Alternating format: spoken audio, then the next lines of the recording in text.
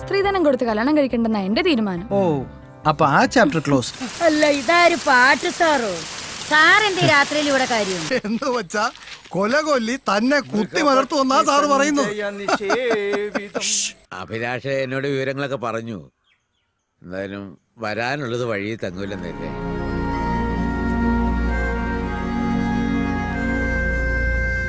എനിക്കൊരു പേടിയേ ഉള്ളൂ, എന്റെ മോളുടെ വിവാഹം കാണാനാവാതെ ഇവിടെ നിന്ന് അങ്ങ് പോകേണ്ടി വരുമോന്ന്. ഞങ്ങൾ 3 പേരായി കാട്ടിക്കേറിയതാ.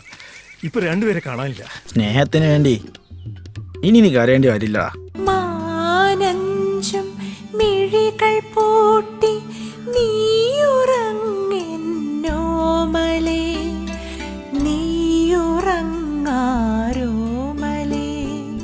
അല്ല, കാട്ടുമൃഗം ആയിരിക്കും കരുതി ഞാൻ തിരിഞ്ഞു നോക്കി.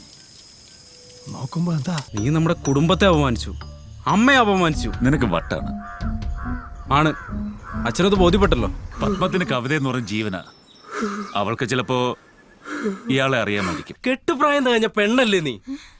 ഒരു വീട്ടിൽ ചെന്ന് ഡ്യൂറ്റി പാടി രസിക്കാൻ നാണമില്ലേ നിനക്ക്?